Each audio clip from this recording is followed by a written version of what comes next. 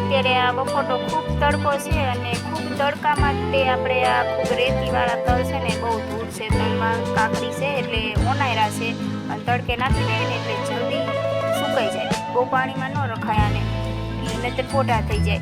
એટલે આપણે ખૂબ તડકામાં આને ઓનરવાનું ચાલુ કર્યું છે ને તડકામાં ખૂબ સૂકવી દેવાના છે, સરસ જ મસ્તીના ખખડે એવા સુકાઈ જાય ને પછી આપણે એને ઉપયોગમાં લેવાના છે. અને કાકડી તો બિલકુલ સાફ થઈ ગઈ છે, સરસ જ. સાચો પ્રભુ તું જ સખા સાચો. સેન્ડવિચ બનીને તૈયાર છે, હાલો સેન્ડવિચ ખાવા.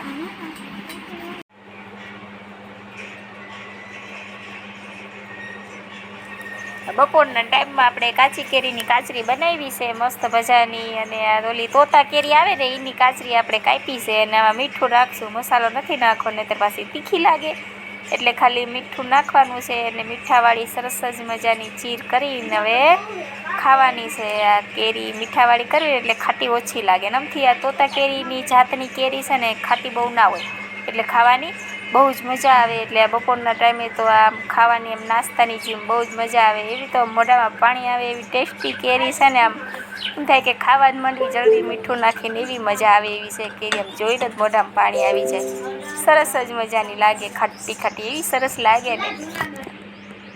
હેલો મિત્રો, જય માતાજી ને જય શ્રી કૃષ્ણ બધાને. કેમ છો બધાય? મજામાં છો ને? અમે પણ બધાય મજામાં જ છીએ. અને આજે તો સાંજના વાગી ગયા છે 5 અને અત્યારે આપણે વ્લોગ ચાલુ કર્યો છે.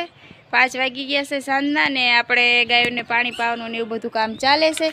જો કાળીને આપણે પાણી પાઈ દીધું છે, કાળીને બકડી ભરીને મૂક્યું હતું એને પી લીધું છે, અને ગંગાને આપણે પાઈ દીધું છે.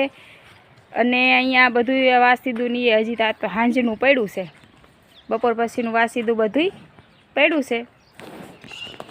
બપોર પછીનું બધું જ વાસીદું હજી કરવાનું બાકી છે, કારણ કે શ્વેતને ને રુદ્રને નિશાળ લેવા ગઈ હતી, આવી અને પછી તો જો હજી ખાટલામાં તે દફતર નાખીને વહી ગયા છે. જો રુદ્રને શ્વેત, રુદ્રએ ઘરમાં મૂક્યું અને શ્વેત તો અહીં ખાટલામાં મૂકીને બહાર રમવા વહી ગયા છે. અને આપણે કાઢીને પાણી પાયું અને વાસીદું હજી પડ્યું છે. આ બધું એ આપણે બધું હજી નાખવા જવાનું છે, જેમ જેમ પોદરા કરે એમ બકડિયામાં નાખતા હોય એટલે બકડિયું ભરાઈ રહ્યું છે આખો દિવસનું. અને બીજા પોદરા પણ ઘણાય થઈ ગયા છે, એ બધું છાણ આપણે ભરીને હવે નાખવા જવાનું છે. અને ભેંસને તો આ તો સરાવા લઈ ગયા નહોતા, જમકુને ભેંસને બેયને એ બે ઘરે જતી, એ બેની ધરવી જ વારી હતી ને એમના તે વાસીદા હજી પડ્યા છે.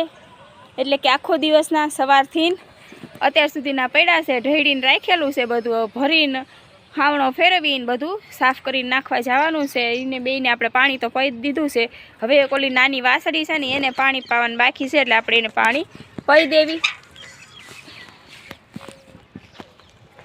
એ વાસળી બહુ પાણી પીશે નહીં, એકાદ ડોલ જેવું પાણી માંડ પીવે છે, કારણ કે સવારે પાયું હોય અને પાછું અત્યારે પાવાનું, એ થોડુંક પાણી પીશે. જોઈ કરી આળસ મળે છે, લે પોફ પોફ પોફ પોફ પોફ પોફ પીલે પો હે પીલે. જો એના પોદરા ને એવું બધું હજી આ બધું પડ્યું જ છે, આખો દિવસ કર્યા હોય ને સવારથી અત્યાર સુધીમાં એ બધા લેવાના બાકી છે. એ બધું આપણે વાસીદું ને બધું કરી નાખવી, હાંજવેરાનું બધું કામ. અને પછી આપણે પાછા ખાંડ ને એવું કાઢવી, ગાય દોવી જ પડશે. એટલે જો એને પાણી પીએ લીધું, પીજા એ ડોલે પીજા પો પો પીજા પાણી.